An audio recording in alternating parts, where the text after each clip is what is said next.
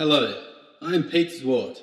I was born on May 28th, 1885 in North Holland. Over the years, I've dabbled in quite a few different areas. I've been referred to as a graphic designer, photographer, interior designer, architect, artist, industrial designer, critic, furniture designer, and a fabric designer. Personally, I like to refer to myself as a form engineer or form technician, as I believe in functionality, standardisation, and machine production. I also like to be known as a typotect, as I use typography and architecture to build pages with type. Unfortunately, I am now dead. I died at the ripe old age of 92. That was in 1977. But just like Obi-Wan Kenobi, once I died, I became more powerful than you could possibly imagine. This is because I was often ridiculed, despised for being different, and my work was often the target of very harsh critiques from my peers, as apparently it was so weird and wrong. Although it was pretty hard at the time, I guess I got the last laugh, as in 2000 I was named the most influential designer of the 20th century by the Association of Dutch Designers. From 1902 to 1907, I went to the School of Applied Arts in Amsterdam. Now that was an interesting school. We were all locked in together, whether we were drawers, painters, architects, or whatever.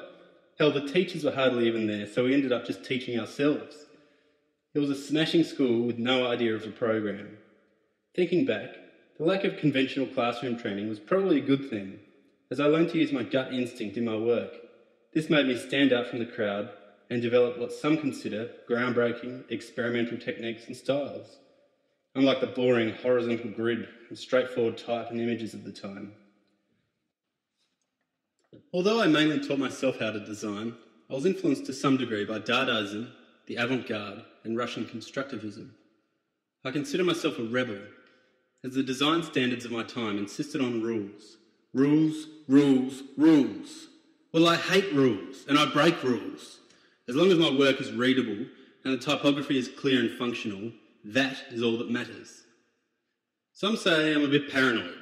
Sure, I could blame that on overindulging in the leisurely activities Amsterdam is so well known for, but no. I am the way I am because I'm obsessed with my work. I never go on vacations and rarely leave my desk before 3 a.m. I guess I'm always striving for improvement. I initially planned on being an architect, but the world works in mysterious ways, as I ended up being known best for my graphic design. My career as a designer started in 1919 when I worked as a draftsman for the architect Jan Wils. 2 years later, I became an assistant to the influential Dutch architect H.P. Berlage. In 1923, Berlage introduced me to the manager of the Dutch cable factory, who ended up employing me.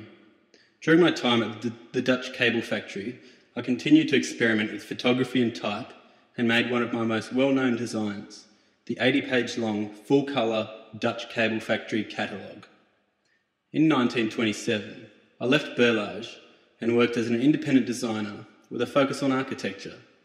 During this time, my main income was from the Dutch cable company and also from teaching at the Rotterdam Academy of Fine Arts.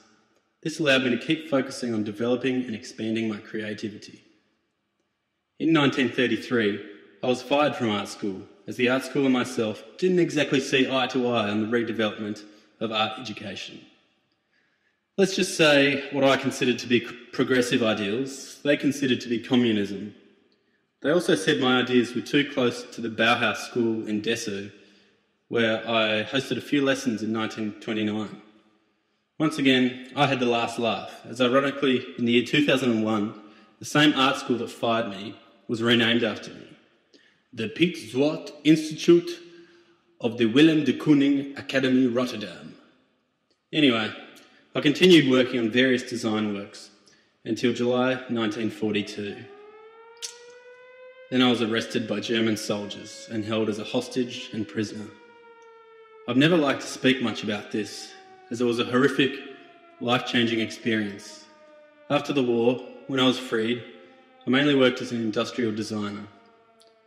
I think it's obvious my work wasn't appreciated to its full potential until I had died. Typical.